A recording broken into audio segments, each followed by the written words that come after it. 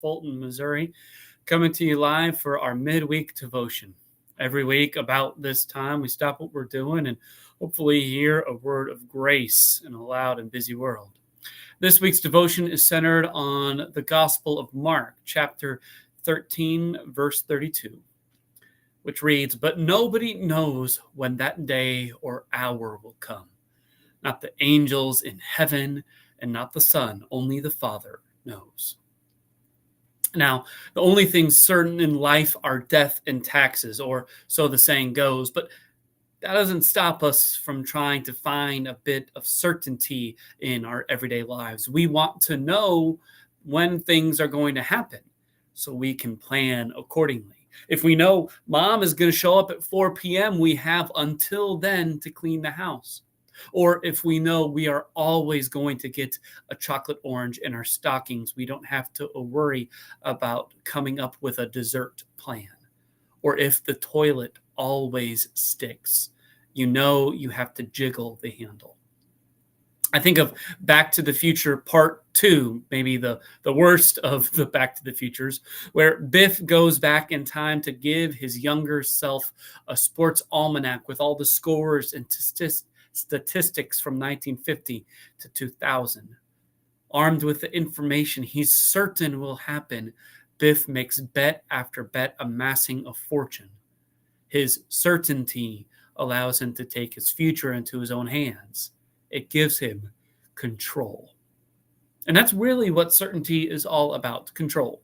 We desperately want to keep up the facade that we are in control. Having certainty over events and time allows us the ability to control the situation. Like Biff, we can take the future into our hands and form it into whatever we like. But Jesus, doesn't play our control games. He certainly will come back to judge the quick and the dead, as First Peter says in chapter 4, verse 5, the King James Version. But he doesn't let us know when. If we knew when, we would return to finish the work of when he would return to finish the work of redemption he started on the cross. Then we would try and control the situation. Maybe we would lay around on the couch until it's 3:30 and then frantically dust and vacuum before you hear the doorbell ring in a half hour. Not that that's an autobiographical example. Jesus knows people too well to let us in on the secret. Instead, he gives us the certainty of his return. Yes, he is coming back to right all the wrongs we could never fix, to redeem our broken attempts at living faithfully, to explode the line between good and evil that runs down each of our hearts. He is coming to make all things, including you and me, new. But the knowledge of when is deemed beyond us. No attempt at working out the date, reading wars and devastation as signs, or building God's kingdom here by our own two hands will work. God will cross that gap between the secular, which means of this age, and the holy again, to set up shop among us and make all things new. But that is something God will do, not us. What's left for us to do as a people of faith is to live as if God's kingdom was already here, as if things were already new, without the kingdom values of love and joy and peace and patience and kindness and generosity and goodness and faithfulness and gentleness and self-control.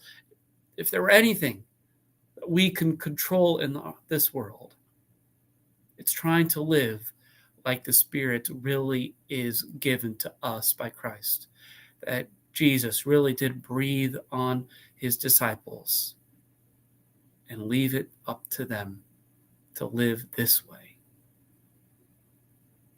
Because God's kingdom is coming on earth as it is in heaven. Maybe today we can live as if it were true.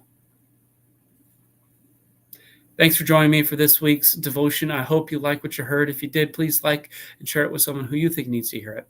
You're right. Join us for worship on Sunday mornings. We gather at 10:30 on Sunday mornings, both here online and in person. But if not, our benediction is the same as always.